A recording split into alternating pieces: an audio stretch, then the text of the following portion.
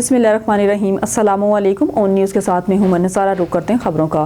ملک دین کی رپورٹ کے مطابق وزیر اعظم محمد شہباز شریف سے پاکستان کے مختلف چیمبرز آف کامرس کے صدور نے ملاقات کے معاشی استحکام پر حکومتی ٹیم کی تعریف، مشاورتی عمل کا حصہ بنانے پر اظہار تشکر۔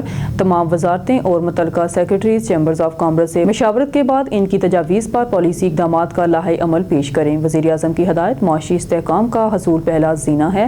ملکی ترقی کا سفر اب شروع ہوا ہے۔ معیشت کی ترقی کے لیے سب کو مل کر کام کرنا ہے۔ وزیر اعظم کاروباری برادری کے مسائل کا حل اولین ترجیح ہے۔ حکومت آپ کا بھرپور ساتھ دے گی۔ ملک دین کی رپورٹ کے مطابق لیفٹیننٹ جنرل چودھری کا کہنا ہے کہ تمام 33 دہشت گرد ہلاک ہوئے۔ کلیئرنس آپریشن کے دوران مسافروں کو کوئی نقصان نہیں ہوا۔ Inter service public relationship ISPR کے director general lieutenant general Ahmed Sharif Chaudhry. Briefing media general headquarter Rawalpindi 27 دسمبر 2024 میں IS Pak army, air force, SSG اور FC نے مشترکہ آپریشن میں حصہ لیا۔ ملک دین کی رپورٹ کے مطابق نائب وزیر اعظم وزیر خارجہ سینیٹر محمد اسحاق ڈار نے آج میڈیکل ایجوکیشن سے متعلق چوتھی اجلاس کی صدارت کی۔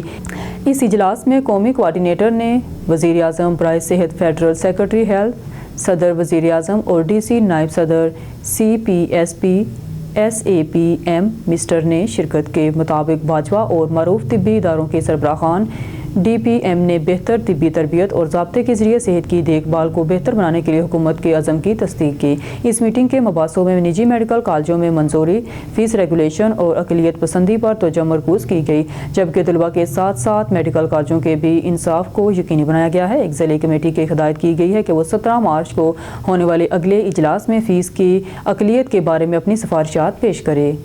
اسلام آباد سے ملک دین کی رپورٹ کے مطابق آئینی بینچ کے ممبر جسٹس جمال خان مندوکھیل نے منگل کے روز ریمارکس دیے ہیں کہ عدالت کے لیے کسی بھی فریق کے دلائل پر مکمل انحصار کرنا ضروری نہیں ہے، بلکہ عدالت مکمل انصاف کی فراہمی کے لیے اپنے اختیارات استعمال کر سکتی ہے۔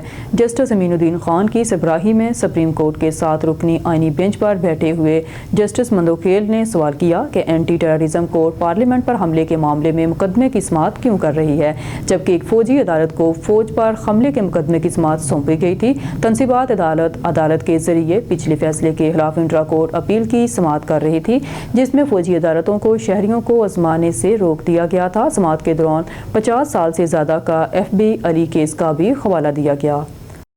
پاکستان افغانستان میں مقیم دہشت گرد تنظیموں کے خلاف تمام ضروری اقدامات کرنے کے لیے اکرم ملک ندیم کی رپورٹ کے مطابق پاکستان نے اس بات کا اعادہ کیا ہے کہ وہ افغانستان میں دہشت گردی کے تنظیموں سے ملک کو بچانے کے لیے تمام ضروری اقدامات جاری رکھے گا اور اس خطے کو ہونے والے خطرے سے نمٹنے کے لیے کابل کو ناکامی کا مطالبہ کیا۔ پاکستان اور افغانستان کے مابین تعلقات کو بار بار سرحدی تصادموں اور اسلام آباد کی وجہ سے تناؤ کا سامنا کرنا پڑا ہے۔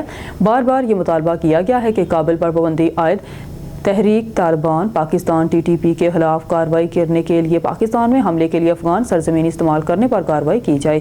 کابل نے ان الزامات کی تردید کی۔ نیوز اسٹوڈیو سے فی الوقت کے لیے اتنا ہی۔ مزید نیوز اور اپڈیٹ کے لیے دیکھتے رہیے اون نیوز۔